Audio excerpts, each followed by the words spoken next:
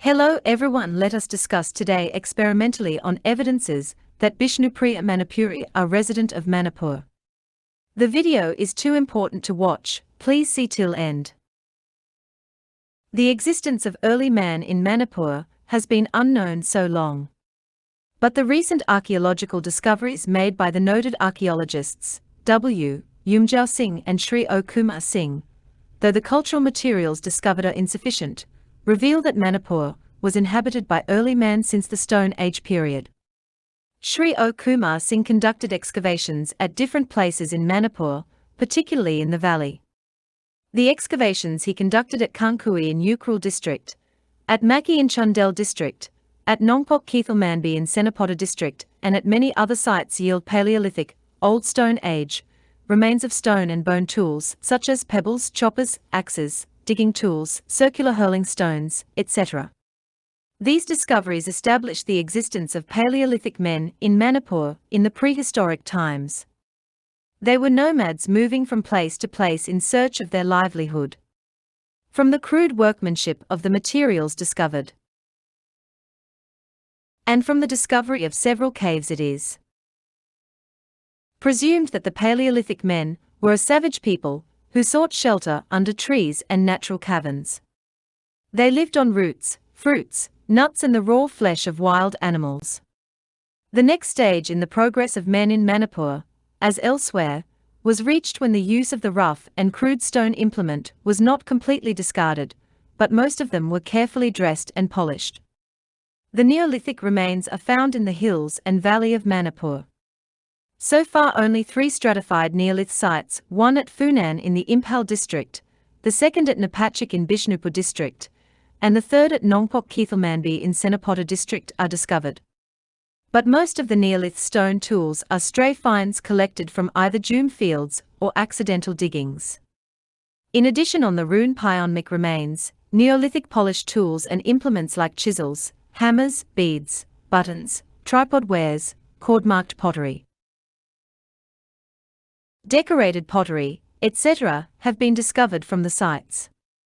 According to some scholars, the people of the age understood the use oil fire, made pottery, cultivated grains and domesticated animals. But as these theories are based on surface finds alone, no definite conclusions are possible. Neolithic man selected mostly the open-air sites for their settlement. As is evident from the sites of discovery of their remains, the Neolithic men reached the valley proper, at least not later than 2000 BC, and from the distribution of the find spots, it also appears that the southern part of the valley was occupied earlier and later on the northern one. The Neolithic age was followed by the Age of Metals, a cultural phase of great significance in human history. The transition was slow and gradual.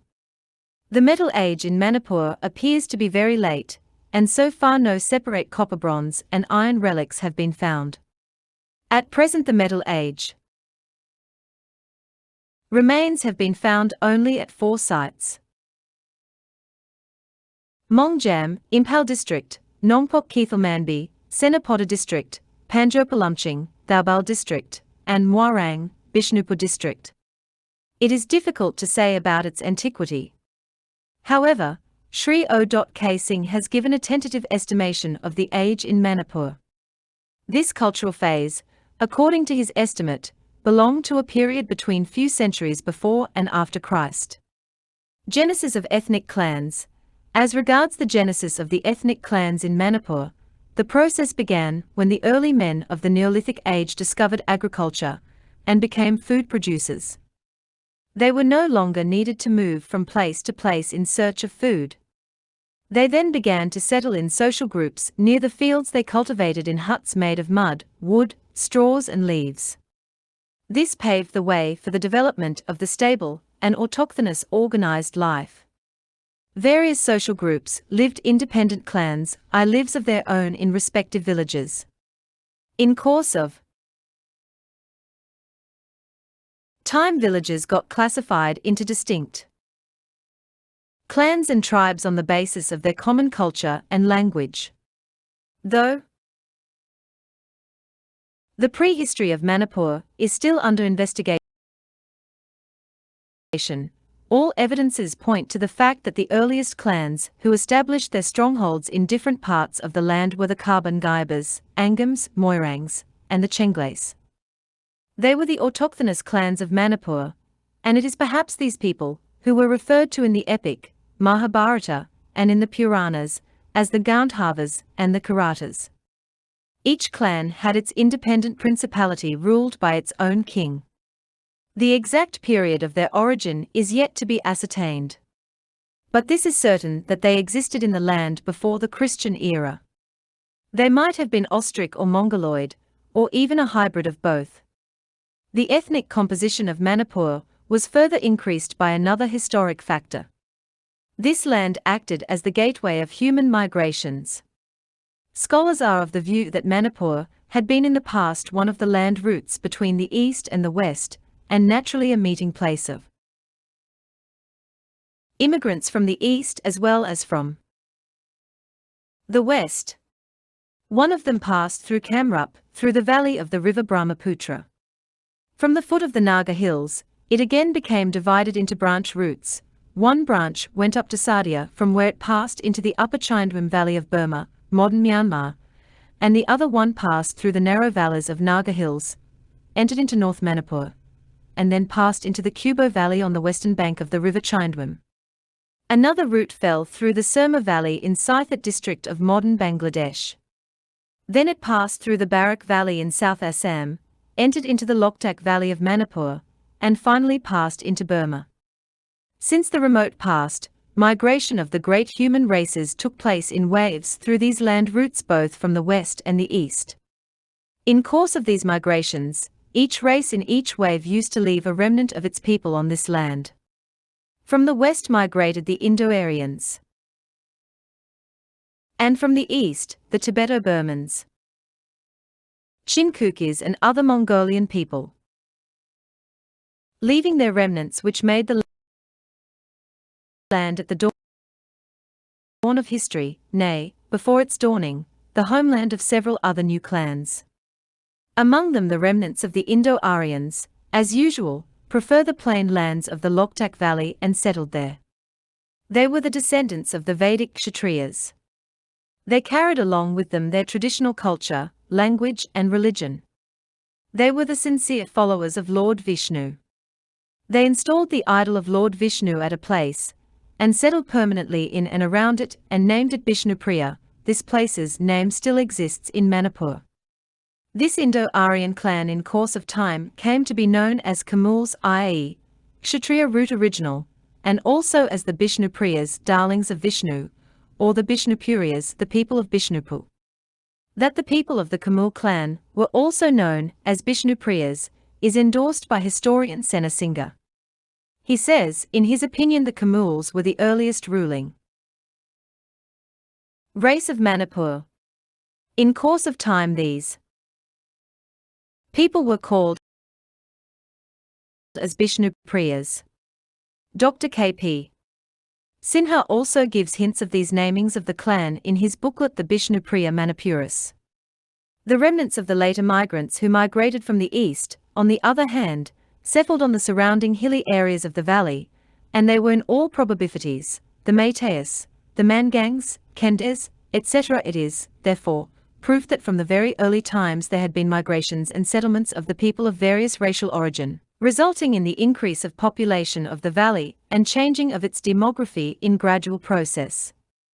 According to traditions and popular beliefs, the Bishnupriya Manipuris claim that they were the Kamuls, original Kshatriyas, being the descendants of Babruvahana, son of the third Pandava of the Mahabharata.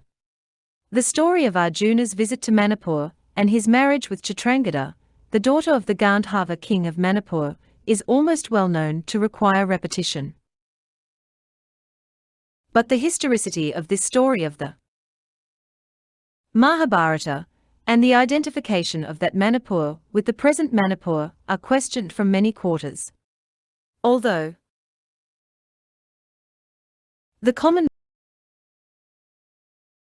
Meiteis believe everything of it, and also claim their descent. Many writers of this ethnic group opine that the story of the Mahabharata is unhistorical, and the present Manipur is not that Manipur mentioned in the epic. Some say that it was in Kalinga, while some others located in the Ganjam district of Orissa. Their authority appears to be one of the slokas hymns of the Idipava of the Mahabharata, which runs thus: Mohendrapava tang dristva tapasiruk shuvatang. Samudra Tarina Shanoi Manipurange Gamaha. The meaning of the sloka is that after seeing the beauties of Mount Mahendra, Arjuna went to Manipur, which was situated on the sea coast. Following this sloka, it is argued that Manipur of the Mahabharata cannot be identified with present Manipur, which is far away from the seacoast. E. Gate, in a footnote in his book, A History of Assam, ed. 1926, also subscribes to this view. This view, however, seems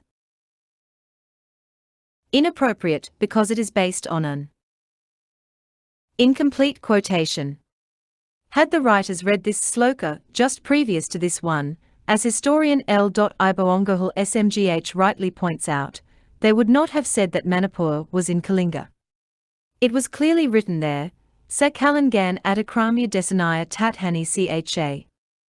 Hamyana Ramanyana Prikayomanu Igju Frabu. This establishes that he, Arjuna, already crossed over Kalinga in course of his journey. Again, Mampa cannot be located in Ganjam district in Orissa, which is in the south of Kalinga, because in another sloka, in the beginning of the same chapter, under reference it is written, Prashing Disam Abhiprasaj Gamaha Bharatavashava Procha in Sanskrit means the east, and hence this sloka indicates that Arjuna went to the direction of the east, but not to the south. From the analysis of the slokas given above, one may reasonably infer that Manipur of the Mahabharata was neither anywhere in Orissa, Kalinga, nor in the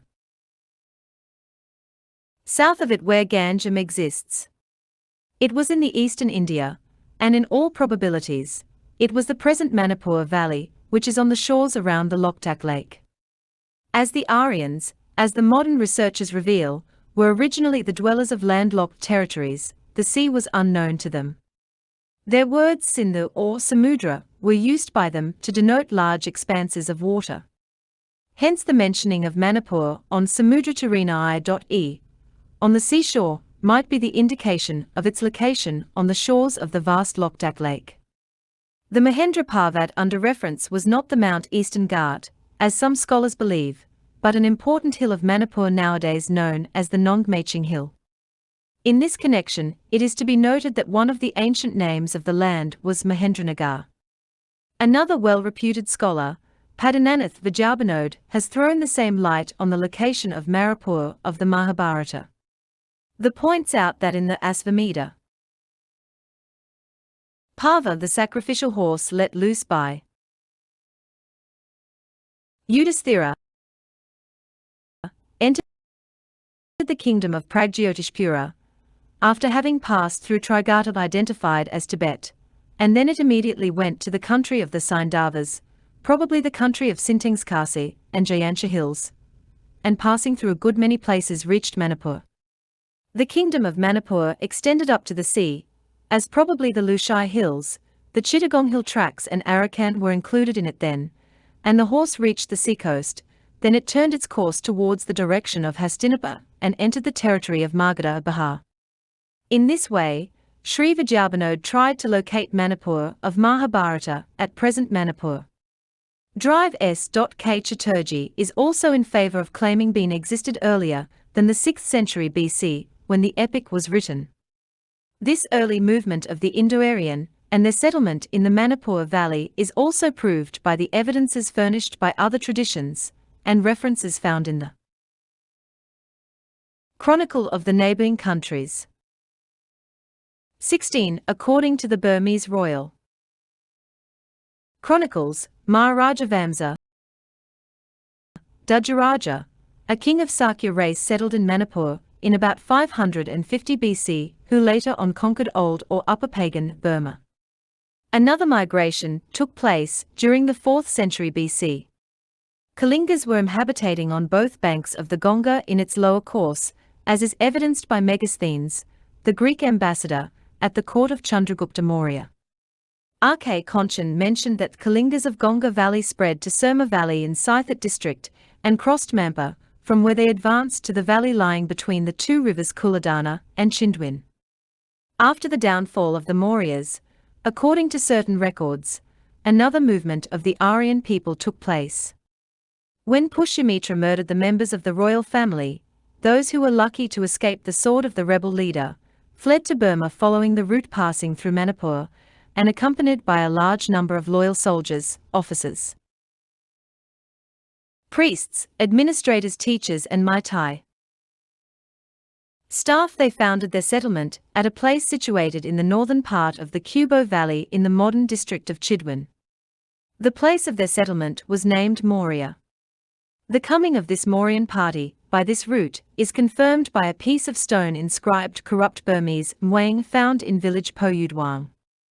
Again, in the Puranas of Manipur there are several stories regarding the coming of gurus and Puraitans.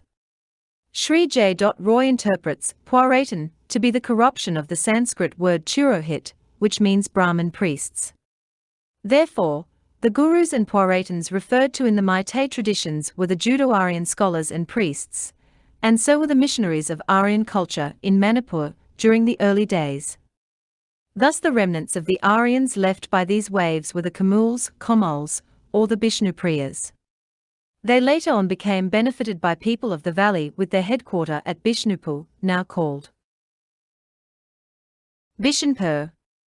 That they were the permanent dwellers is proved by their oral traditions, folk songs and rain songs.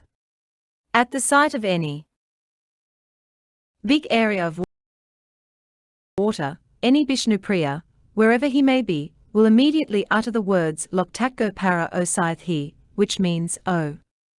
It is like the Loktak. In times of drought, Bishnupriya Manipuri women are even now found singing the traditional rain song Kamula Mati hu Kalo Lapak JJP, Koilo Sadaleltu Rahara Lapak JGJ Koilo Baran Dadao Raja Baran Dadao. Its meaning in English is the land of Kamul is dried up and cracks occurred there. O Sadalel, Lord India, the King of Gods, bestow rain. Even in exile in the neighboring lands, the memory of their homeland does not disappear from their memory. Humbly Mr. Justice S. Huck in his recommendation to the state government of Assam in October 1995 observed the same thing. He writes about the Bishnupriya Manipuris thus: the Bishnupriyas entered Manipur from the west, and their original spoken language was of Indo-Aryan group. The Bishnupriya people were purely followers of Vishnu culture, formed from the very times they installed the image of Lord Vishnu at Bishnupur. They were also called as Bishnupuriyas, inhabitant of Bishnupur, and Bishnupriya was a contracted form of Bishnupriya. This new people in the Loktak Valley were also called as Kolachais. Probably it was the naming of the people by the Chinese. In Chinese language, Ko means closed water lake, La means wide, and Chais means children. Therefore, the Kolachais obviously means the people of the wide lake Loktak, i.e., the Kamuls or the Bishnupriyas. Anyway, the Kamuls or the Bishnupriyas or the Kalachais, as Mr. A.M. Nath says. Manipur Valley, they were connected more with the neighboring kingdom of Kamrupa, and that is why their language is more akin to Kamrupi.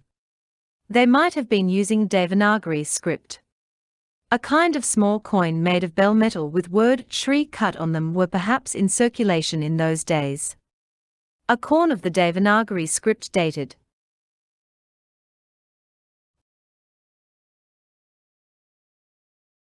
164 Sambat,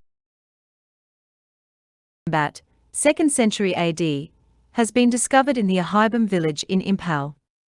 The Kamuls or the Bishnupriyas were extremely religious-minded and built many temples after the names of their popular gods and goddesses. Almost all of them perished because of the forces of nature and lack of proper maintenance. However, one Vishnu temple is still there at Bishnupur. The temple is now no more in use, and lies in A, were the first cultured race in possession of the very neglected condition. It is feared, if this condition is allowed to continue, at any time this holy shrine, and also an important historical monument, may also disappear. present Manipur, as the Manipur of the Mahabharata. In this regard, it should be noted that it has not yet been possible to locate this Manipur with definite proofs elsewhere. Under the circumstances, it can be presumed with a reasonable amount of certainty that Manipur of Mahabharata is none other than the present Manipur. The story in question might be an allegory. The marriage between Arjun and Chitrangada may be interpreted as the hint of fusion between the Kamuls and the indigenous Gandharvas.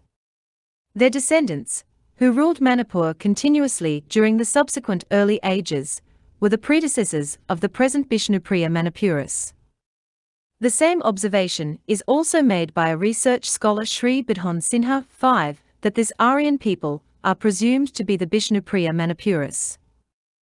In any case, if Manipur of the epic be the same as Manipur of today, her civilization must have been reformed. If you like our video, please like, share and subscribe.